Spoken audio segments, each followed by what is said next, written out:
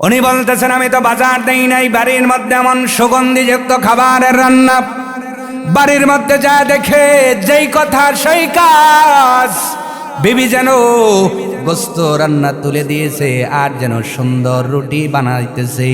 ডাক দে বলে, রে বিবি, আমি তো কোনো বাজার পাঠাই নাই, এমন রান্না তুমি করো, বাজার পাইলে কই? বিবি ডাক দে বলে, স্বামী আমার, আপনি বাজার পাঠান নাই সত্য, কিন্তু আপনার লোক দিয়ে তো বাজার পাঠাইছেন। আরো আসতে কম। হ্যাঁ, বিবাজ মেয়েকে তো কথা বলতেছেন না, মনে মনে অনুধাবন করতেছেন। উনি বলতেছেন আমি লোক দিয়ে কি পাঠাইছি রে বিবি? বিবি ডাক দেখায়, আপনি পাঠাইছেন, আপনারই মনে নাই? আপনার পক্ষ থেকে সেই লোকটা আমাকে দিয়ে গেছে আস্ত একটা খাসি জবাই করা, 1 বস্তা আটা, 1 পাতিল ঘি এবং 1-2 গাদা পরিপূর্ণ জ্বালানোর জন্য লাকড়ি খড়ি। শুধু স্বামী এটাও দেয় নাই, আপনার পারিশ্রমিকের জন্য 400 দিরহাম দিয়ে গেছে। এই যে স্বর্ণের টাকা, সুবহানাল্লাহ, কয়শো? 400 দিরহাম দিয়ে গেছে। আর বলে গেছে, ও হাবিবে আজমির স্ত্রী, এই যে ব্যবস্থাপনা করে দিলাম, যদি আরো কিছু লাগে জানাইবা। তোমার স্বামী এমন মালিকের চাকরগিরি করে, এমন মালিকের কাজ করে, এমন মালিকের আপনার কথা মানে, যেই মালিক তার উপরে খুশি হয়ে গেছে। এই রকম ব্যবস্থাপনা আরো করা যাবে, বলেন সুবহানাল্লাহ। হ্যাঁ, বেবাজ মেরার বুঝতে বাকি নাই, আসমানি ফয়সালা হয়ে গেছে। আসমানের দিকে তাকাইয়া তাকাইয়া চোখের পানি ফেলে ফেলে যেন বলে, আল্লাহ, কিছুদিন পূর্বে সুদ করেছিলাম, দুনিয়ার পৃথিবীর মানুষগুলো আমারে দেখতে পারে নাই, দুরু দুরু সাই সাই করেছে, যেখানেই বসেছি আমার কাছ থেকে সরে বসেছে। আজকে তওবা করে ইমানদার হয়ে গেছি, তোমার গোলামি করি। বিবিকে আশ্বাস দিয়া 10 দিনের ডেট নিয়েছিলাম, আল্লাহ তোমার স্মরণে আছে, তুমি সময় মতো বাজার আমার বাড়ির মধ্যে পৌঁছায়া দিয়েছ। এ নিশি বাইরার মুসলমান, বলেন তো হাবিবে আজমি রহমাতুল্লাহ আলার বাড়ির মধ্যে যেই আটাটা ঢুকেছে, ওইটা দুনিয়ার আটা না কোথাকার আটা? আল্লাহ রাব্বুল আলামিন বলেন, নবী গো, আপনার উপরে যে কিতাব আমি আল্লাহ নাজির করলাম, যে কিতাব, যেই গ্রন্থটা প্রদান করলাম, এই কিতাব এই জন্য নাজিল করলাম, মানে জন্য, তুখরিজান নাস, মানুষদের বের করে আনবেন, মিনাজ যুলুমাতি ইলান নূর, অন্ধকার থেকে বের করে আলোর পথের সন্ধান, আলোর পথের দিশা দান করবেন। সুবহানাল্লাহ হবে কি? আল্লাহ রাব্বুল আলামিন তার নবীর মাধ্যমে জানাচ্ছেন, নবী গো, আপনাকে কোরআন আমি আল্লাহ এই জন্য দিয়েছি, পথ ভোলা মানুষদেরকে পথ দেখাবেন। দুনিয়াতে যারা পথ হারিয়ে ফেলেছে, এই মানুষগুলোকে আপনি পথের সন্ধান দান করবেন। আমরা যে বারে বারে নামাজের মধ্যে, সূরা ফাতিহার মধ্যে ইহদিনাস সিরাতাল মুস্তাকিম আল্লাহর কাছে দাবি করি, এই পথ যদি পেতে চাই, কোরআন ছাড়া বিকল্প কোনো কিছুই। জেগে আছেন সবাই? না, স্ত্রী বলে দিছে এনে কথা বলা যাবে না, কোরআন ছাড়া কোনো বিকল্প, কোনো রাস্তা নাই, পথ নাই। দুনিয়ার জমিনে কেউ যদি হেদায়েত পেতে চায়, দুনিয়ার জমিন থেকে কেউ যদি জাহান্নামের পথ পরিহার করে জান্নাত পেতে চায়, আমার আল্লাহ তাআলা নবীর উপরে যে কিতাবটা নাজিল করেছেন, বলেন তো এই কিতাবের নাম কি? এই কিতাবের নাম আমি রাখছি। কথা বলেন, কে রাখলো? দেখেন, কোরআনুল কারীমের প্রথমে আল্লাহ সেই আয়াতটা তুলে ধরলেন, ইন্নাহু লাকুরআনুন কারীম।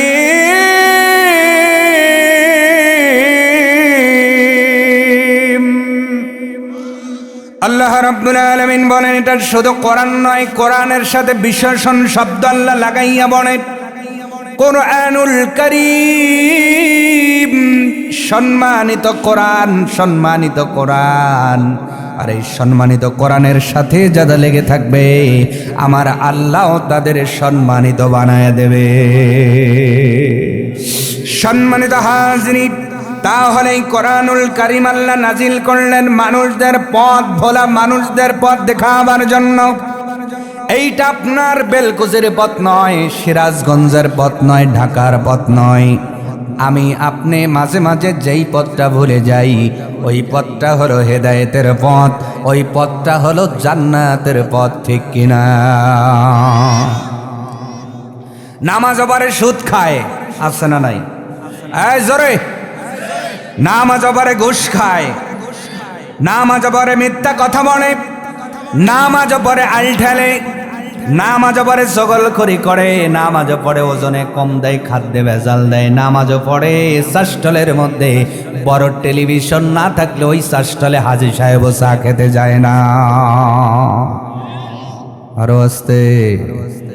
তার মানে এই যে আপনি মাঝে মাঝে পথটা ভুল করতেছেন, এই পথটা ঠিক করার জন্য কোরআনের কাছে আসতে হবে। আর এই কোরআনের কাছে যারা আসবে এই পথটা ঠিক করে দিয়ে হেদায়েতের পথ, আলোর পথ, জান্নাতের পথের দিশা দান করে দেবে। খুব সংক্ষিপ্তভাবে আলোচনা শুনবেন। আল্লাহর কোরআন কেমন করে বুঝদান করে, পথ দেখায়।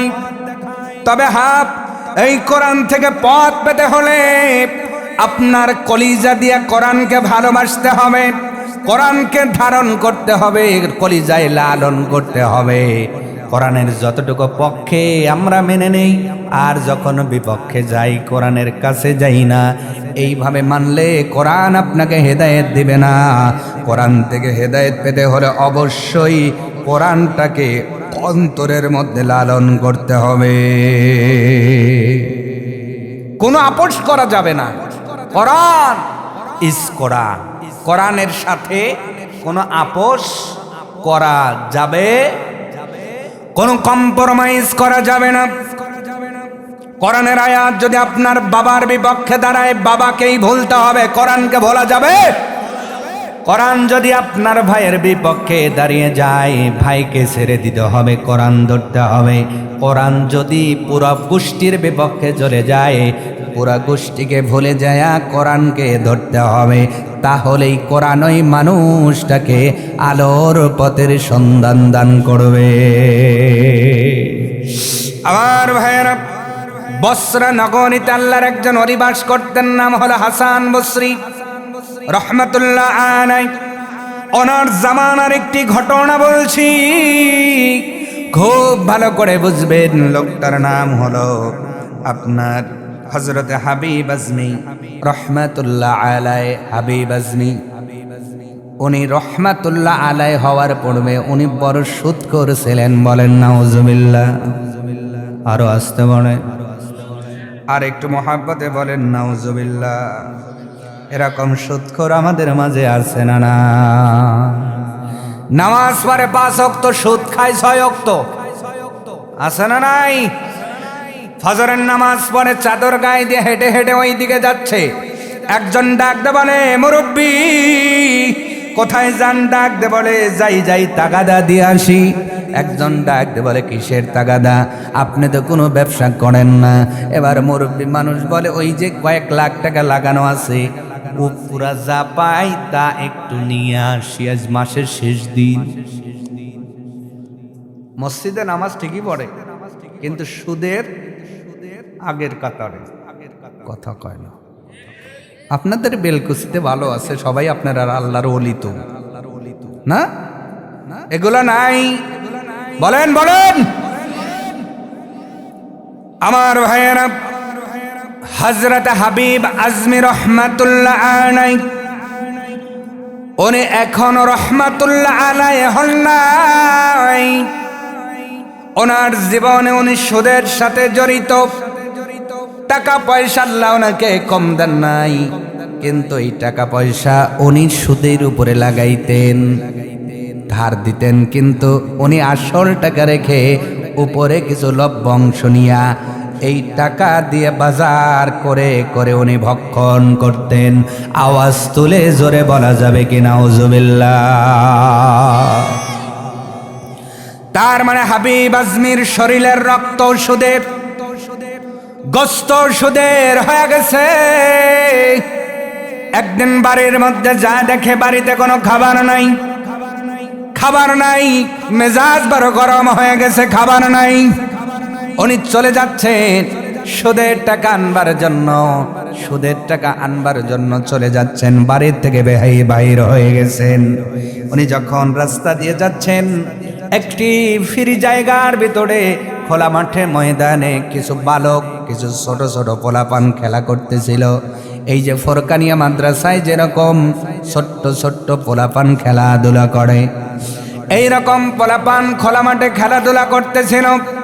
রাস্তার পাশ দিয়ে অগ্রসর হয় হাবিব আজমি, রাস্তা দিয়ে যাচ্ছেন, মাঠের পাশেই রাস্তা অতিক্রম করতেছিলেন। হঠাৎ করে বাচ্চাদের চোখে পড়ে গেল। বালকেরা ডাক দিয়ে বলল, বন্ধুরা তোমরা তাড়াতাড়ি সাইডে চলে আসো। এই যে একটা মানুষ চলে যাচ্ছে, মুরব্বী মানুষ, কিছু চুল পাকে গেছে, দাড়ি পেকে গেছে, এখনো সুদ খায়। এই মানুষের পায়ের ধুলা যদি আমাদের গায়ে লাগে, আমরাও কিন্তু গুনাহগার হয়ে যাব, গুনাহগার হয়ে যাব। এই কথা যখন হাবিব আজমির কানের ভিতরে চলে গেছে, উনি চিন্তা করলেন, আল্লাহ এমন জীবন গঠন করলাম, ছোট্ট ছোট্ট মাসুম সন্তানগুলো আমারে দেখতে পারে না। কলিজার মধ্যে দাগ কেটে গেছে। আল্লাহর কোরআন কেমন করে জুলুমাত থেকে ফিরায় এলান নোট, আলোর পথের দিশা দেয়। ও নিশি বাইরার মুসলমান, এবার উনি চিন্তা করলেন, না না না না, অনেক হয়েছে, আর এই পথের ভিতরে থাকা যাবে না, এই রাস্তায় থাকা যাবে না। উনি চিন্তা করলেন, আমি আর সুদ খাবো না, আসল টাকা নিয়ে আসি। কোন টাকা? আসল টাকা আনতে যাবেন। উনি আর সুদের টাকা নেবেন না। ছোট্ট ছোট্ট পোলাপানের কথায় ওনার কলিজার মধ্যে দাগ কেটে গেছে। উনি আর ওই পথে না গিয়ে বাড়ির মধ্যে চলে এসেছেন। বিবির কাছে বললেন, বিবিরে খাবার দাও, খাবার খেয়ে আমি আসল টাকাগুলো তুলে নিয়ে আসি, আর আর জীবনে সুদ খাবো না। আল্লাহু আকবার। কেন কেন অনেক কোরআনুল কারীমের একটা আয়াত পড়লেন, ইয়া আইয়ুহাল্লাযীনা আমানু তুবু ইলাল্লাহি তাওবাতান নাসুহা। আল্লাহ রাব্বুল আলামিন বলেন, ইমানদারেরা শোনো, তোমরা যদি খাঁটি দিলে তওবা করতে পারো, একানিষ্ঠ তওবা করতে পারো, আমি আল্লাহ বলে দিলাম জীবনের সব গুনাহ আমি আল্লাহ মাফ করে দেব। হাবিব আজমি ডাক দেখো, এ বিবি অনেক হয়েছে, দুনিয়ার ময়দানে অনেক সুদ খাইলাম, দুনিয়াদারি করলাম, দুনিয়ার মহাব্বতে ঘুরলাম, আর দুনিয়া দুনিয়া করব না, খাবার দাও। খাবার খেয়ে আসল টাকাগুলো নিয়ে আনতে যাব। এমন সময় খাবারে খেতে যাবেন, তরকারি পাকানো হয়েছে, রান্না করা হয়েছে। ওনার বাড়ির সামনে ভিক্ষুক এসে হাত ছেড়েছে, ও হাবিব আজমি কিছু খাবার দাও। হাবিব আজমি রাগ কইরা কয়, খাবার রান্না হইছে, তোমারে দিলে আমি কি খাবো? যাও ফাঁকে যাও। আল্লাহর কোরআন বলে, ওয়াসাইলু ফালা তানহার, সাইলকারীকে ধমক দেওয়া যাবে? হাবিব আজমি সাইলকারীকে ধমক দিয়ে খাবারের জন্য বসে গেছেন। স্ত্রী যখন রান্না করা তরকারিটা পরিবেশন করবেন, আল্লাহর কি লীলা খেলা। উনি হাড়ির মধ্যে তাকায়া দেখে তরকারি এবং ঝোল সহ পুরাটাই যেন রক্ত হয়ে গেছে। আল্লাহু আকবার। কি হইছে? কি হইছে বলেন? রক্ত কি খাওয়া যায়? খাওয়া যায়? বাটির মধ্যে ঢালে রক্ত, পাতিলে যা আছে তাও রক্ত। হাবিব আজমি উনি খাইলেন না, ওনার শরীরটা ঝাঁকুনি দিয়ে উঠেছে। উনি দাঁড়ায় বলছেন, বেবি রে, যেই টাকাটা লাগাইছে ওই টাকাটাও আর ফেরত চাই না, আমি চাই আল্লাহর দিকে ফিরে আসার জন্য। কোরআনের বুঝ অন্তরের মধ্যে চলে এসে তুবু ইলাল্লাহি তাওবাতান নাসুহা, একনিষ্ঠ তওবা করার জন্য ওনার কলিজার মধ্যে একটা সংকল্প চলে এসেছে। কোথায় যাব, কার কাছে যাব? বসরা নগরীর একজন আল্লাহর ওলি নাম হলো হাসান বসরি রহমাতুল্লাহ আলাইহি। ওনার কথা ওনার মনে পড়ে গেল, আর দেরি করলেন না। সুদের টাকাও নেবেন না, আসল টাকাও তুলবেন না। উনি আর দেরি করেন না, উনি জলদি জলদি হযরতে হাসান বসরি রহমাতুল্লাহ আলাইহির কাছে চলে গেলেন। ডাক দিয়ে বললেন, হুজুর, দীর্ঘদিন সুদ খেয়েছি, আমার সাথে এই ঘটনাগুলো ঘটে গেছে। ছোট্ট ছোট্ট মাদ্রাসায় পড়ুয়া সন্তানগুলো আমারে দেখতে পারে না, এবং আমার বিবি আমার জন্য খাবার পাকাইছে। ওই খাবার খাইতে যায় দেখি সব খাবারগুলো রক্ত হয়ে গেছে। আমি আর এই অন্যায়ের মধ্যে থাকতে চাই না, আমাকে তাড়াতাড়ি তওবা পড়ায়া আমাকে ইমানদার মুমিন বানায়া দেন। তওবা পড়ালেন হাসান বসরি রাহমাতুল্লাহ আলাইহি। কিছু সময় ওনার সান্নিধ্যে থাকলেন। আল্লাহু আকবার। ভালো মানুষের সান্নিধ্যে থাকার দরকার আছে না নাই? জোরে বলেন। যদি 5 জন চোরের সাথে থাকেন, 6 নাম্বার চোর আপনি হবেন। খুব ভালো করে বুঝবেন। 5 জন ডাকাতের সাথে থাকলে 6 নাম্বার ডাকাত আপনি হবেন। 5 জন সুদারুর সাথে থাকলে 6 নাম্বার সুদখোর আপনি হবেন। 5 জন ঘুষখোরের সাথে থাকলে 6 নাম্বার ঘুষখোর আপনি হবেন। ও মহিলারা, 5 জন বেপর্দার সাথে থাকলে 6 নাম্বার বেপর্দা নারী আপনি হবেন। আর 5 জন নামাজিওয়ালার সাথে থাকলে 6 নাম্বার নামাজওয়ালা আপনি হবে। 5 জন কোরআনওয়ালাদের সাথে থাকলে 6 নাম্বার কোরআনওয়ালা আপনিই হবেন। এই জন্য আল্লাহর কোরআন বলে, আল মুমিনুনা ওয়াল মুমিনাতি বা'দুহুম আউলিয়াউ বা'দ। একজন মুমিন হবে আর একজন মুমিনের বন্ধু। ওয়াল মুনাফিকুনা ওয়াল মুনাফিকাতি বা'দুহুম আউলিয়া বা'দ। একজন মুনাফিক আর একজন মুনাফিকের বন্ধু হবে। আপনি কখনো মুমিন হইয়া মুমিনদের সাথে মুনাফিকদের সাথে মিশতে যাবেন না, আর মুনাফিকরা কখনো মুমিনদের সাথে মিশতে চায় না। এই জন্য সৎ সঙ্গে স্বর্গবাস, অসৎ সঙ্গেই স্বর্গ। জোরে, সৎ সঙ্গে স্বর্গবাস, অসৎ সঙ্গেই। সঙ্গটা কেমন আপনার ভাবতে হবে। হযরত হাসান বসরি রাহমাতুল্লাহ আলাইহির কাছে কিছু সময় থেকে কোরআন হাদিসের আরো কিছু দার্স নিলেন। ওনার কলিজার মধ্যে শান্তি পেয়ে গেলেন। খাঁটি দিলে তওবা করে, তাওবাতান নাসুহা, একনিষ্ঠ তওবা করে যখন ফিরে আসতেছেন, আবার ওই খোলা মাঠের মধ্যে ওই সন্তানগুলোই খেলা করতেছিল। ওই মাঠের পথ দিয়েই হাবিবে আজমি যখন উনি আসতেছেন, ওই সন্তানগুলো ডাক দিয়ে বলছে, ও পোলাপানেরা, সাবধান হয়ে যাও। তোমরা দেখো, একনিষ্ঠ তওবাকারী হাবিবে আজমি আমাদের পথ দিয়ে আসতেছে। খবরদার, সাবধান করে খেলাধুলা করো। আমাদের পায়ের ধুলাবালি যদি তার গায়ে লাগে, আমরাও গুনাহগার হয়ে যাব। এর পূর্বে সন্তানরা বলছে, তার পায়ের ধুলা লাগলে আমরা গুনাহগার হব। আর এখন বলতেছে, খবরদার, আমাদের পায়ের ধুলা যেন তার গায়ে না লাগে, লাগলে আমরাও গুনাহগার হয়ে যাব, কারণ সে একনিষ্ঠ তওবাকারী। সুবহানাল্লাহ। হাবিব আজমির চোখ বেয়ে বেয়ে পানি পড়তেছে দরদর করে। আসমানের দিকে তাকাইয়া ডাক দে বলে, ও আসমানের মালিক, সকালবেলা এই পথ দিয়ে যাইতেছিলাম, এই সন্তানগুলো আমাকে ভৎসনা করলো, আমার গায়ের উপরে তাদের পায়ের ধুলা দিতেও অস্বীকার করলো, আর সামান্য তোমার কোরআনের একটি আয়াতের সামান্য কিছু মেনে খাটি দিলে তওবা করে ফিরে আসার কারণে এই কোরআনওয়ালা সন্তানগুলো আমার সম্মান দেয় আল্লাহ।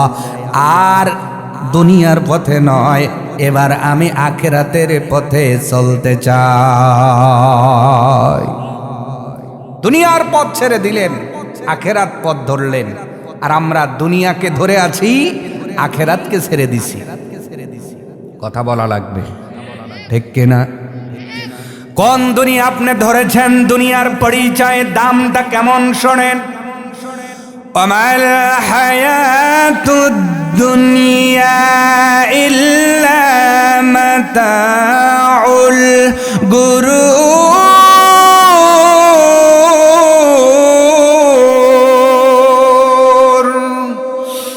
আল্লাহ রাব্বুল আলামিন বলেন, দুনিয়ার দাম হলো মরিচিকার মতো, মরিচিকার মতো। লোহার উপরে যেই মরিচিকা পড়ে, ওই মরিচিকার যেমন কোনো দাম নাই। তোমার আখিরাতের জীবনের তুলনায় দুনিয়ার জীবন হলো মরিচিকা।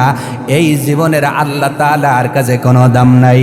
আল্লাহর নবী আখিরি জামানার পয়গম্বর রাসূল আরবি সাল্লাল্লাহু আলাইহি ওয়াসাল্লাম ডাক দিয়ে বলেন, দুনিয়ার উম্মতেরা শোনো, আমার আল্লাহ তাআলার কাছে দুনিয়ার দামটা যদি একটা মশার একটা ডানার মতো থাকতো, আমার আল্লাহ কোনো বেঈমানকে এক পেয়ালা পানি পান করতে দিতেন না। আল্লাহ তাআলা সকলকে পানি পান করান, রিজিক দেন। তার কারণ হলো দুনিয়ার দাম আমার আল্লাহ তাআলার কাছে মশার একটা ডানার চাইতেও নগণ্য। অথচ এই দুনিয়া ধরার জন্য ব্যস্ত হয়ে আছি। এই ব্যস্ত হতে হতে আমার চুল পেকে গেল, খেয়াল নাই। দাড়ি পেকে গেল, খেয়াল নাই। আমার চোখ ঝাপসা হয়ে গেল, খেয়াল নাই। হাতের মধ্যে কমজোর পাই, খেয়াল নাই। দুনিয়া কামাইতে কামাইতে সময় পার হয়ে যাচ্ছে, হায়াত পার হয়ে যাচ্ছে। এমন একটা দিন আসবে যেই দিন মালাকুল মাউত মৃত্যুর পয়গাম নিয়ে আমাদের সামনে যখন হানা দিবে, এই দুনিয়ার মরিচিকা উঠে গিয়ে আখিরাতের জীবন, আসল জীবন বের হয়ে যাবে। ঠিক কিনা? আমার ভাইয়েরা, হাবিব আজমি রহমাতুল্লাহ আলাইহি আসমানের দিকে তাকায়া কাঁদতেছেন আর বলতেছেন, আর দুনিয়ার দিকে নয়, আখিরাত পেতে চাই। চলে গেলেন বাড়ির মধ্যে, বিবির কাছ থেকে বিদায় নিলেন। বিবিরে, বিদায় দাও, এতদিন দুনিয়া দুনিয়া করেছি, দুনিয়ার পেছনে আর ছুটতে চাই না। এবার আমি আমার রবের দিকে ফিরতে চাই। চলে গেলেন। উনি নদীর কিনারায় একটা ছোট্ট ঘর বানালেন। সুবহানাল্লাহ। নির্জনে নিরালা একটা ঘর নির্মাণ করলেন। ওই ঘরের মধ্যে নিয়মিত নামাজ আদায় করেন, আল্লাহর তাসবিহ তাহলিল গায়, আল্লাহর জিকির আজগার করে, আর 5 ওয়াক্ত নামাজে পাবন্দ হয়ে গেলেন। আমার ভাইয়েরা মুসলমানেরা, বলেন তো, দুনিয়ার জমিনে যা করি তা করি, নামাজ ছাড়া নাজাত পাওয়ার কোনো সম্ভাবনা আছে নাকি? واستعينوا بالصبر والصلاة।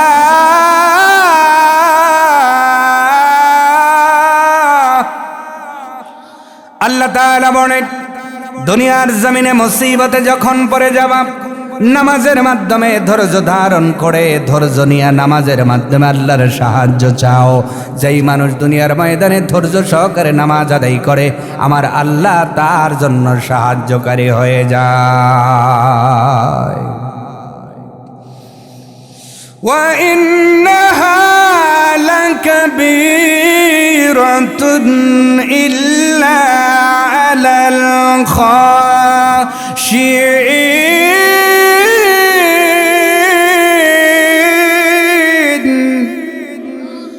আল্লাহ রাব্বুল আলামিন বলেন, তবে এই ধৈর্যশীল নামাজ সকলেই আদায় করতে পারে না।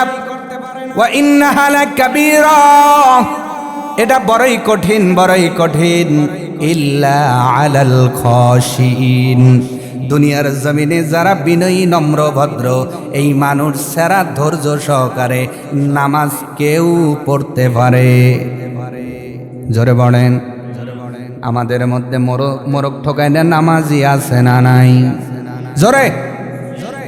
সেজদায় যায় কি না যায়, মাথা তোলে আছে না নাই? বিশেষ করে মা বোনেরা দেখবেন এক সেজদার মধ্যে দুই সেজদা আছে না নাই? এই যে আঙ্গুলের দিকে তাকা, মানে একবারেই দুই সেজদার কাম সাইরে তারপরে বসে, আছে না নাই? আছে না নাই? আমাদের মধ্যে এমন সেজদা দেওয়ার লোক আছে না নাই? এইরকম ওই দিকে কথা বলতে গেলে সময় লাগবে। হযরত হাবিব আজমি রহমাতুল্লাহ আলাইহি একানিষ্ঠভাবে আল্লাহর ইবাদতের মধ্যে মশগুল হয়ে গেলেন। আল্লাহ রাব্বুল আলামিন তো বললেন, এ দুনিয়ার মানুষ শোনো, আমি আল্লাহ বিল্ডিং বানানোর জন্য তোমাদের বানাই নাই, ব্যাংক ব্যালেন্স করার জন্য বানাই নাই। আমি আল্লাহ তোমাদের সাথে একটা চুক্তি করেছি, ওয়ামা খালাকাতুল জিন্না ওয়াল ইনসা ইল্লা লিয়াবুদুন।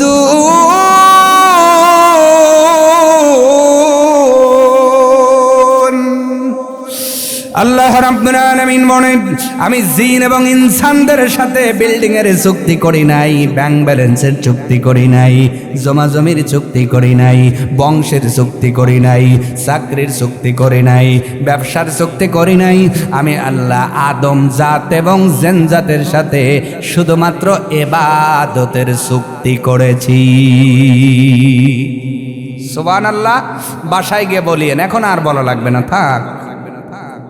সুবহানাল্লাহ বললে হুজুরের লাভ না আপনার লাভ? তো সুবহানাল্লাহটা বলেন। আপনারা যে কি বউ বলে দিছে যে যাই বলো তাই বলে, হুজুর যা বলবে খালি শুনিয়া যাবে, মুখ জান খুইল না। তা আপনারা কি বউর কথা শুনতেছেন না? আওয়াজ তুলে সুবহানাল্লাহ বললে লাভ আছে না নাই? একটা আওয়াজ তুলে কি বলা যাবে সুবহানাল্লাহ? কি লাভ, কি লাভ? ওই দিকে গেলে সময় লাগবে। সম্মানিত ভাইয়েরা, হযরতে আপনার হাবিব আজমি রহমাতুল্লাহ আলাইহি একানিষ্ঠ ইবাদতের মধ্যে মশগুল। মাঝে মাঝে হাসান বসরি রহমাতুল্লাহ আলাইহির সহবতে চলে যান, ওখান থেকে এসে আবার ইবাদতে মশগুল হয়ে যান। দীর্ঘদিন চলে গেল, বাড়ির মধ্যে বাজার কম পড়ে গেছে, বাজার নাই, খাবার নাই।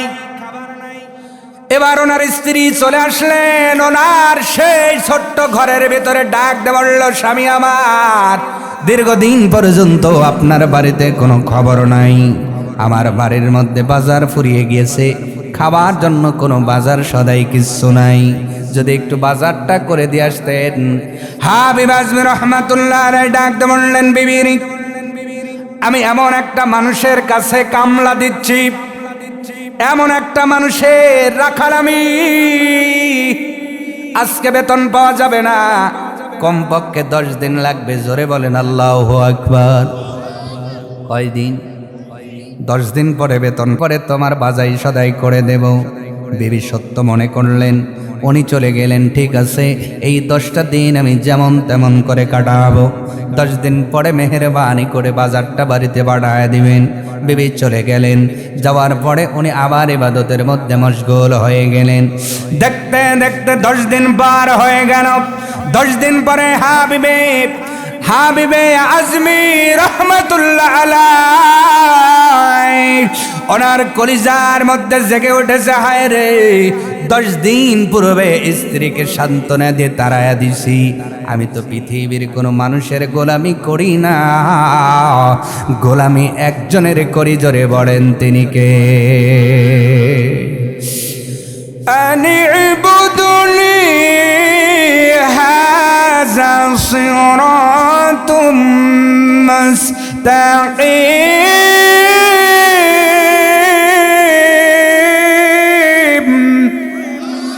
আমার আল্লাহ তাআলা বলেন আমার গোলামি করো, দাসত্ব করো, আর যদি আমার দাসত্ব করতে পারো এটাই হলো মুস্তাকিমের পথ, এটাই হলো সরল পথ, এটাই হলো সহজ পথ।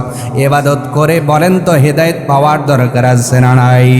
বিবির কথা মনে পড়ে গেছে, উনি বাড়ির দিকে রওনা হয়, কিন্তু বাড়ির দিকে যাওয়ার সময় কলিজার মধ্যে ওনার চিন্তা জেগে গেল, আহারে আমি যে বাড়ির মধ্যে যাইতেছি খালি হাতে গেলে আমার বিবি রাগ করবে। এই জন্য উনি একটা ব্যাগের মধ্যে ব্যাগ ভর্তি বালু নিলেন। কি নিলেন? জোরে গলা ব্যাগ বালুটা ভর্তি করে হাতের মধ্যে ঝোলাইতে ঝোলাইতে যাচ্ছেন। বিবি যেন দূর থেকে রাগ না করে, বিবি যেন দূর থেকে বুঝতে পারে স্বামী কিছু বাজার সদাই করে আমার জন্য আনতেছেন। এই চিন্তা করে বালু ভর্তি ব্যাগটা হাতে করে নিয়ে বাড়ির দিকে রওনা করলেন। 10 দিন পরে উনি বাড়ির সামনে যাইবেন, বাড়ির কিছু দূর পূর্বে দেখেন বাড়ির থেকে সুন্দর রান্নার যেন সুগন্ধি নাকে ভেসে আসে। উনি বলতেছেন আমি তো বাজার দেই নাই, বাড়ির মধ্যে এমন সুগন্ধিযুক্ত খাবারের রান্না। বাড়ির মধ্যে যা দেখে যেই কথা সেই কাজ। বিবি যেন গোস্ত রান্না তুলে দিয়েছে আর যেন সুন্দর রুটি বানাইতেছে। ডাক দে বলে, রে বিবি আমি তো কোনো বাজার পাঠাই নাই, এমন রান্না তুমি করো, বাজার পাইলা কই? বিবি ডাক দে বলে, স্বামী আমার আপনি বাজার পাঠান নাই সত্য, কিন্তু আপনার লোক দিয়ে তো বাজার পাঠাইছেন। আরো আসতে কম। হ্যাঁ বিবাজ মেয়েকে তো কথা বলতেছেন না, মনে মনে অনুধাবন করতেছেন। উনি বলতেছেন আমি লোক দিয়ে কি পাঠাইছি রে বিবি? বিবি ডাক দেখায়, আপনি পাঠাইছেন আপনারই মনে নাই? আপনার পক্ষ থেকে সেই লোকটা আমাকে দিয়ে গেছে আস্ত একটা খাসি জবাই করা,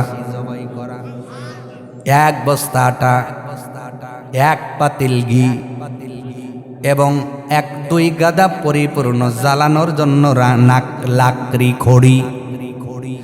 শুধু স্বামী এটাও দেয় নাই, আপনার পারিশ্রমিকের জন্য 400 দিরহাম দিয়ে গেছে। এই যে স্বর্ণের টাকা, সুবহানাল্লাহ, কয়শো?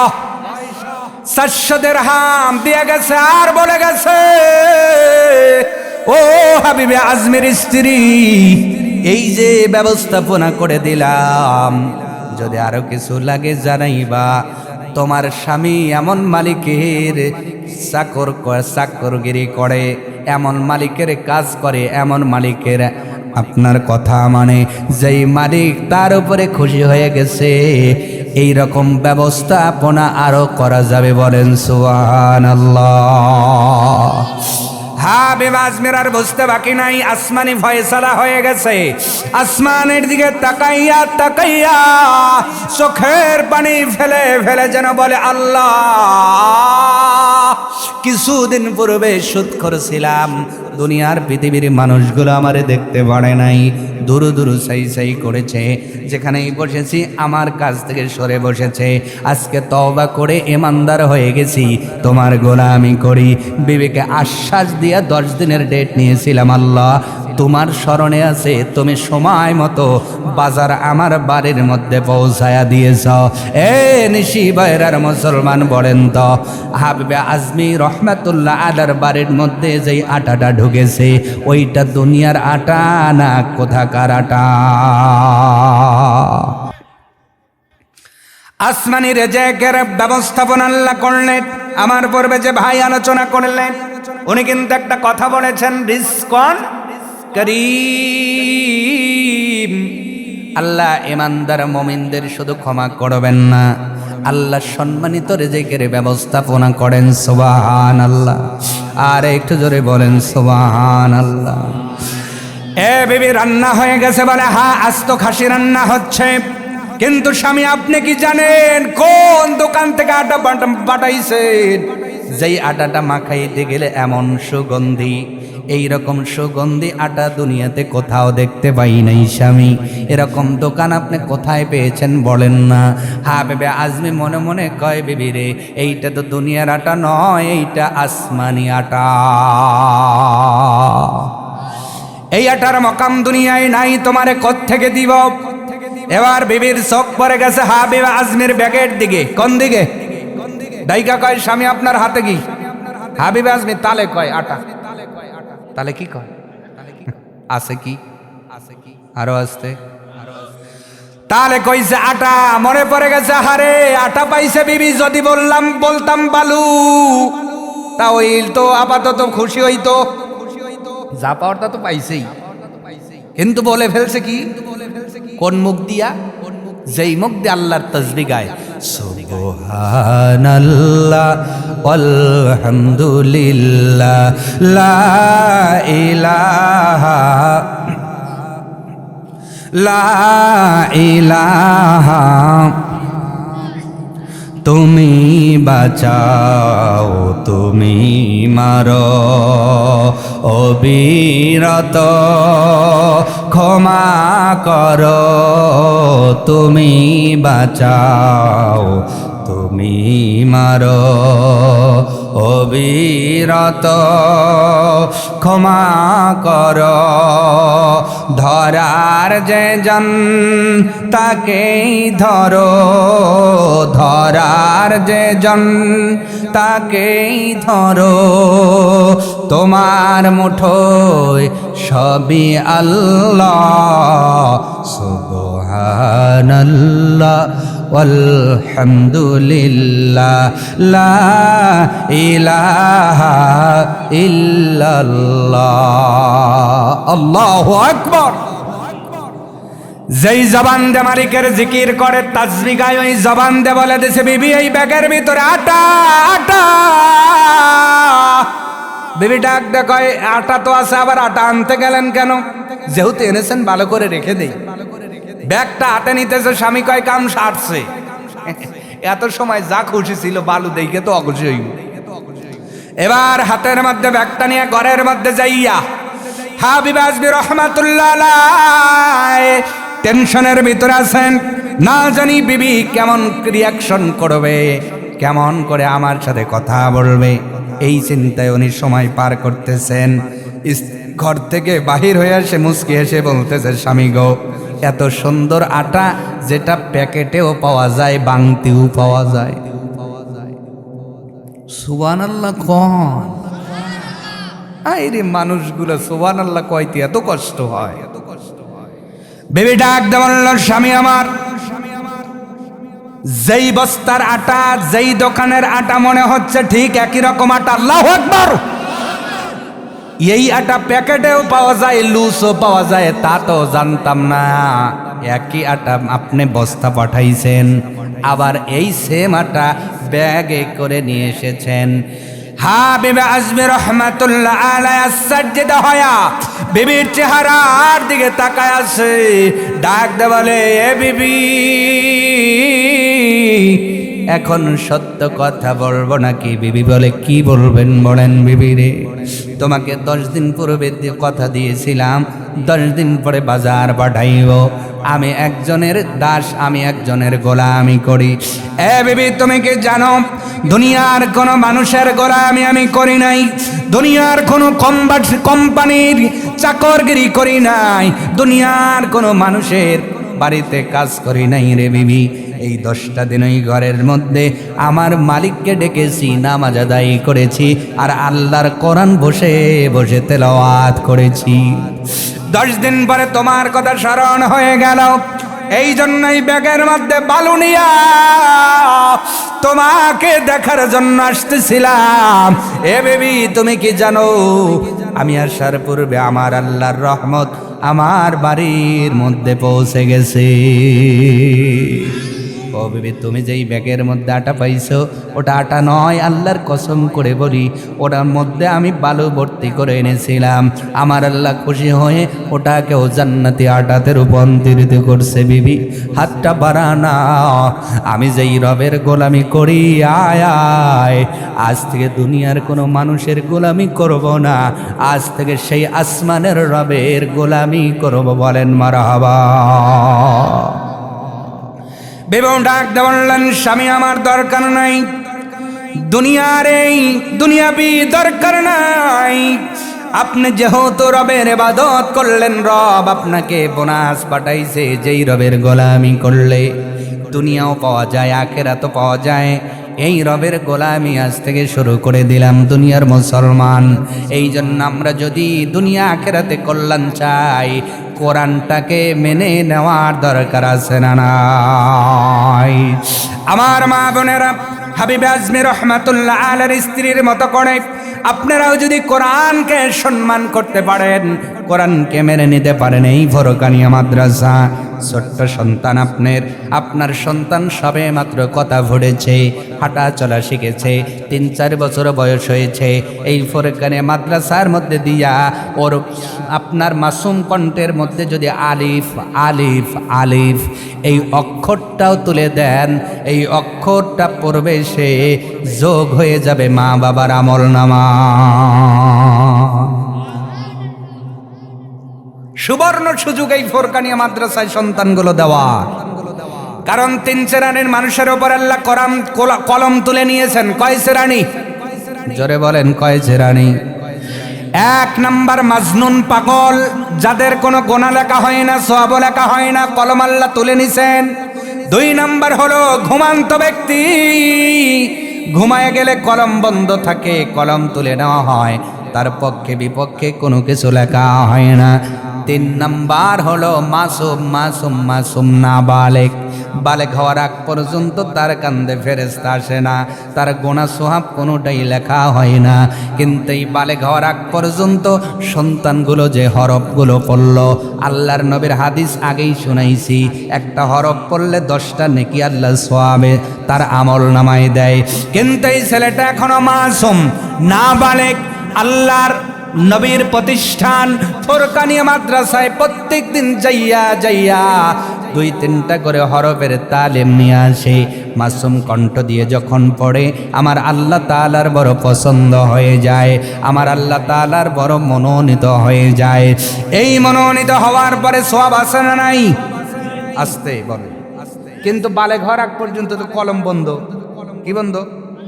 এদিকে সওয়াব হইতেছে, তাহলে সওয়াবটা গেল কই? মুহাদ্দিসে কেরামগণ বলেন, ওই সন্তান বালেগ হওয়ার আগ পর্যন্ত যতবার কোরআন খতম করবে, সব সওয়াব তার মা বাবার আমলে উঠে যাবে। আরো জোরে। কিয়ামতের ময়দানে অনেক মূর্খ মা বাবা দেখবে তার আমলের মধ্যে 300 কোরআন খতমের সওয়াব। সুবহানাল্লাহ। মানুষ আশ্চর্য হয়ে যাবে, আল্লাহ জীবনে আলিফটা শুদ্ধভাবে বলতে পারিনি, আমরা বলছি আলিফ বেতে এসে মা গুর্দি বাদ দে, কথা কয় না? এরকম পড়া ছিল কিনা যে আল্লাহ আমরা শুদ্ধভাবে পড়তে পারি নাই, আর আমার আমলে 300 কোরআনের খতম? আল্লাহ তাআলা বলবেন, তুমি পড়ো নাই, কিন্তু কলিজার টুকরা সন্তানকে ওই মাদ্রাসায় দিয়েছিলা, ও কোরআন রিডিং পড়া শিখেছিল, আর ওর কান্দে ফেরেশতা যাওয়ার আগ পর্যন্ত ওই 300 খতম দিয়েছে। 300 খতম বা 200 খতম, 100 খতম, 50 খতম, 30 খতম, 10 খতম, 20 খতম, যাই দিক, তোমার আমলে আমি আল্লাহ, তুমি মা আর তুমি বাবা, 2 জনের কান্দে সমান সমান তুলে দিয়েছি। আরো জোরে। তাহলে এই সুবর্ণ সুযোগ আমরা কাজে লাগাতে চাই কিনা? জোরে বলুন, চাই কিনা? আর কোরআনটা ধরে অন্ধকার থেকে ফিরে আলোর পথে যেতে চাই কিনা? জোরে বলেন। এই আলো কোন আলো? লাইটের আলো? যে হুজুর লাইট তো জ্বালাইছে আর আলো চাই না, এই আলো তো লাইটের আলো না, এই আলো হলো হেদায়েতের আলো। কিসের আলো? আর অন্ধকার হলো সুদ, ঘুষ, রাহাজানি, ছিনতাই, খুন খারাপি, বাটপারি, জেনা, জুয়া। আছে না নাই? বেলকুসিতে নাই, আলঠেলা তাও আছে, শাসটলের গিবত তাও আছে। ওরে বাবা, হুজুর আছে না মানে সব আছে। তো এই যে আপনি ইমানদার দাবি করার পরে অপরাধ, গুনাহ কবিরা, গুনাহ সাগীরা, যে গুনাহগুলো আল্লাহ তাআলা নিষেধ করেছেন করতে, এই কাজগুলো যে করেন, এইগুলোই অন্ধকার, এইগুলোই জুলুমাত। এই অন্ধকার থেকে কোরআন আপনাকে টেনে বের করে ম্যাগনেটের মতো আলোর পথ, হেদায়েতের পথ, জান্নাতের পথ দেখাবে। সুবহানাল্লাহ। তাহলে এই পথে আমাদের থাকার দরকার আছে না নাই? জোরে বলেন, আছে না নাই? তো এখানে লেখা হয়েছে উন্নতি কল্পে। কি কল্পে? আমি আপনাদের দীর্ঘ সময় প্রায় 1 ঘন্টা হয়ে যাচ্ছে আলোচনা শোনালাম। তাহলে এতক্ষণ ইমানের উন্নয়ন হলো, এবার প্রতিষ্ঠানের উন্নয়ন হওয়ার দরকার আছে না নাই? আসতে বলেন কেন? এই মাদ্রাসার পক্ষে থাকলে লাভ কি? একটু কলিজা দিয়ে চিন্তা করেন, এই দুনিয়াতে নবীর ঘর, কার ঘর? নবীর ঘর। যেই নবীকে আপনি দেখেন নাই, আমি দেখি নাই, যেই নবীর দিদার পাওয়ার জন্য আমরা পাগল, যেই নবীর রওজার পাশে দাঁড়িয়ে হাজী সাহেবেরা সালাম দেয় আর কাঁদে, ওই নবীর ঘর এই দুনিয়াতে আছে। এইভাবে কলিজা দিয়ে চিন্তা করেন যে সেই নবীর ঘর এই মাদ্রাসা। কোন মাদ্রাসা? ফোরকানিয়া বলেন, হাফিজিয়া বলেন, যে মাদ্রাসা যেখানেই কোরআন হাদিসের জ্ঞান দেওয়া হয়, এটাই তো নবীর ঘর, নবীর প্রতিষ্ঠান। উম্মতি মুহাম্মাদের ইতিহাসে প্রথম মাদ্রাসা কোনটা জানেন? হ্যাঁ হুঁ কিছুই বলেন, হ্যাঁ বললে হ্যাঁ বলেন, না বললে না বলেন, কিছু তো বলেন। আমাদের মুসলমানের ইতিহাসে প্রথম মুয়াজ্জিন তো বেলাল, তাই না? তাহলে প্রথম মাদ্রাসা কোনটা?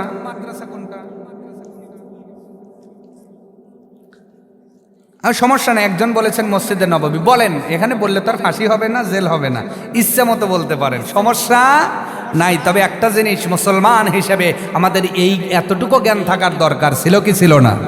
জোরে বলেন।